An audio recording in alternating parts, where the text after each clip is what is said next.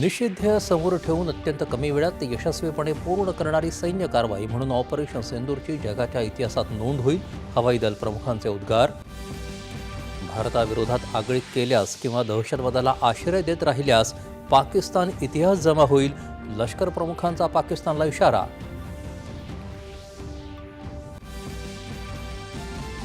पाकव्याप्त काश्मीरमध्ये पाकिस्तानी सैन्यानं केलेल्या दडपशाहीमुळेच आंदोलनाचा भडका उडाल्याचं सांगत तिथल्या मानवाधिकार उल्लंघनाची जगानं दखल घ्यावी.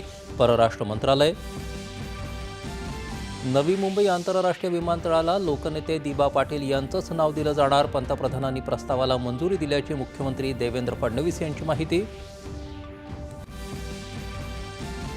मराठीला ज्ञानभाषा आणि व्यवहार कुशल भाषा बनवण्यासाठी तंत्रज्ञानाच्या मदतीनं विविध प्रयत्न सुरू. अभिजात मराठी भाषा सन्मान दिनाच्या कार्यक्रमात मुख्यमंत्र्यांचं प्रतिपादन. राज्य सरकारकडून सायबर सुरक्षेसाठी शीघ्र प्रतिसाद व्यवस्था.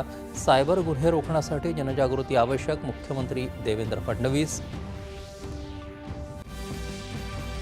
राज्यातील आयात आणि निर्यात व्यवसायांसाठी पारंपरिक कागदी बॉन्ड बंद करून त्याऐवजी ई बॉन्ड प्रणाली सुरू करण्याचा सरकारचा निर्णय.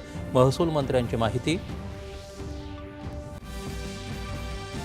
उद्धव ठाकरे विकासावर एकही शब्द बोलू शकत नाहीत, त्यामुळे त्यांचं नेहमीचंच रडगाणं ऐकायला येणाऱ्यांची संख्याही कमी झाली आहे. मुख्यमंत्र्यांची ठाकरे यांच्या भाषणावर टीका.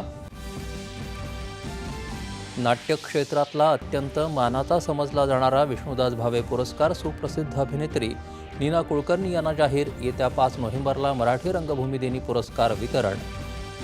आणि अहमदाबाद इथं सुरू असलेल्या वेस्ट इंडिज विरुद्धच्या पहिल्या कसोटीत भारताची 286 धावांची आघाडी. के.एल. राहुल, रवींद्र जाडेजा आणि ध्रुव जुरेलची शतकी खेळी.